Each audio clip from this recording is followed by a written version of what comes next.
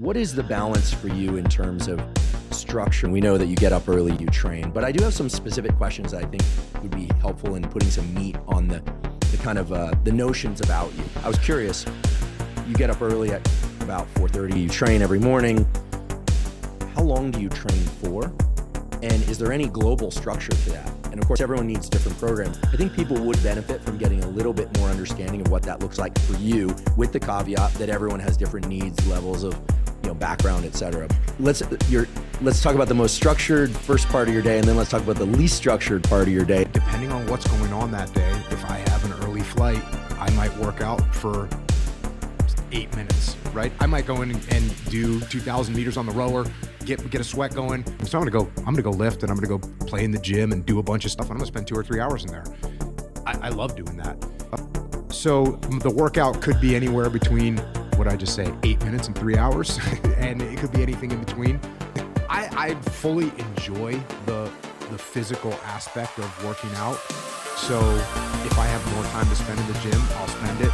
If I didn't have anything to do, I'd spend 6 hours a day in the gym. I'd spend 4 hours doing jujitsu. Like, I could fill my day. I could fill every day with just physical activity, things that I just like doing. Do I do cardio? Yes. Do I run? Yes. Do I sprint? Yes. Do I lift heavy weights? Yes. Do I swing kettlebells? Yes. I do everything and anything, and I enjoy all of it. And I'm not really good at any of it. I'm not really good at any one aspect of physical activity. So you get the training, and do you track your training in a detailed way? Or you keep a track of lifts? So I write down what I do, and I write down what I do every day. Because I might go through some phase where I'm trying to do more pull-ups, or I'm trying to deadlift more, and whatever the thing is, I'll go back into, because I get bored of deadlifting after a while, and let's face it. So I gotta go through phases, and I'll get into something for a while, and then I'll get into something else. So I do log down what I'm doing, so I can look back and say, oh dang, I'm not even close to as strong as I used to be. Need to get back to that. I'm fascinated by the concept of energy. It's one of the most interesting aspects in all of biology, all of psychology, and all of life. And I get the impression, and I think everyone gets the impression, you're somebody with a lot of energy. And I wonder whether or not you wake up with a lot of energy and you feel like you have to burn it off with this physical activity and work and other demands in your life. So let's just say on most days, do you wake up feeling like you want to burn off energy, build energy? So what does exercise mean? I would say it's both, right? There's no way I can sit here and say, oh yeah, every day that alarm clock goes off and I'm like, oh yeah, let's rock and roll. Certainly that's not the case. It's also certainly not the case that every day I'm like, oh my God. When my alarm clock goes off, I don't think a bunch. I don't debate with myself. I'm not negotiating. The thing goes off and I'm doing what I'm supposed to do. Sort of robotic. You will get energy from working out. That is a guarantee. If you go work out, you're going to feel better. If you go break a sweat, you're going to feel better. You're going to get more energy from it.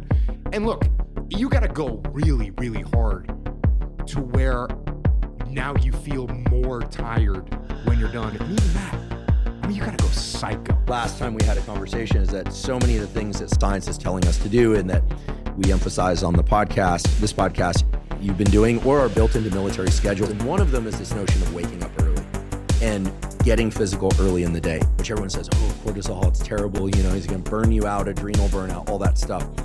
But it's a non-negotiable peak. In fact, I think the numbers I'm seeing is just sunlight viewing gives you a 50% increase in that cortisol. Exercise on top of that, another 50 to 75% increase. So I think the idea that movement and exercise gives us energy, I think is an important idea. And it's something that I was hoping your answer would be that.